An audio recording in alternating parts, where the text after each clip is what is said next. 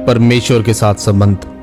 जैसा कि भजन संहिता की पुस्तक उसके 91 अध्याय की 9वीं और 10वीं आयत में लिखा, तूने जो परम प्रधान को अपना धाम मान लिया है, इसलिए कोई विपत्ति तुझ पर ना पड़ेगी, ना कोई दुख तेरे डेरे के निकट आएगा।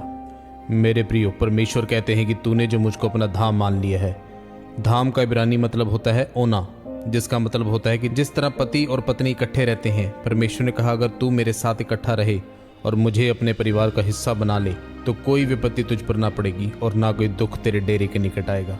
अगर आप इसे इंग्लिश में पढ़ें तो परमेश्वर ने कहा कि कोई प्लेग, और इब्रानी में लिखा कि कोई ब्लो, यानी जब किसी के ऊपर जोर से वार करते हैं और उसे खत्म कर देते हैं, मिट्टी कर देते हैं, उसे ब्लो कहते हैं। परमेश्वर ने कहा कि अगर तू पति की तरह मुझे माने और पत्नी की तरह मेरे साथ रहे तो तेरे जीवन में ऐसा कुछ नहीं होगा जो तुझे ब्लो कर सके। ऐसा कैंसर और एड्स कभी नहीं आएगा जो तुझे गिरा दे। इसलिए चाहे आपकी सेवा जितनी मर्जी बढ़ जाए, लेकिन आपके संबंध हमेशा परमेश्वर के साथ बने रहने चाहिए, क्योंकि वरदान सेवा को बढ़ाते हैं। वे एक गलत व्यक्ति के पास भी हो सकते हैं और एक अच्छे व्यक्ति के पास भी हो सकते हैं, लेकिन जो चीज़ आपको लंबा जीने देती है और लंबा बढ़ाती है वह होना, यानी परमेश्वर को अपना धाम बनाना और उसके साथ पति पत्नी के जैसे संबंध बनाकर जुड़े रहना है। रूत एक मिस्री स्त्री थी। जब उसका पति और ससुर मर जाता है तब भी वह अपनी सास नओमी को अकेला नहीं छोड़ती और उसके साथ इजराइल देश जाने के लिए तैयार हो जाती हैं। वो अपनी सास को कहती हैं कि तेरा देश मेरा देश होगा और तेरा परमेश्वर मेरा परमेश्वर होगा।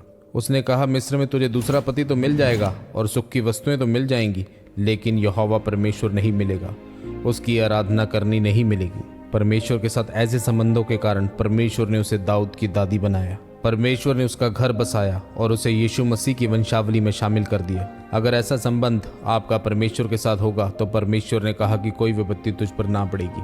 बाइबल में परमेश्वर ने कहा कि कलीसिया को किसी भी बाहरी वातावरण से डरने की जरूरत नहीं है, किसी शैतान से डरने की जरूरत नहीं, क्योंकि आप जानते हैं कि बाइबल में लिखा है कि अगर तू अपनी समझ का सहारा ना ले और अपने संपूर्ण मन से यहोवा पर भरोसा रखे तो तू परमेश्वर और मनुष्य दोनों का अनुग्रह पाएगा। मेरे प्रियो, मैंने मसीही लोगों को कई घटनाओं का शिकार होते देखा है, क्योंकि वे अपनी सुरक्षा के लिए उन घटनाओं के खिलाफ परमेश्वर के सामने प्रार्थना नहीं करते हैं। अगर आप चाहते हैं कि यह घटनाएं आपके जीवन में ना घटें तो आपको प्रार्थना करनी है। परमेश्वर ने कहा धर्मी विपत्ति में पड़ेगा, लेकिन वह विपत्ति में पड़ा नहीं रहेगा। अगर आपका संबंध परमेश्वर के साथ अच्छा है और आप अपनी विपत्ति के समय में अड़े और खड़े हैं और आप रोज प्रार्थना करते हैं तो परमेश्वर आपको उस विपत्ति से जरूर छुड़ाएगा। फिर जब आप अपने आत्मिक जीवन के अगले स्तर पर होंगे तो आपका परिवार के साथ कई लोग बचाए जाएंगे और आपका वंश बचाया जाएगा। आमीन।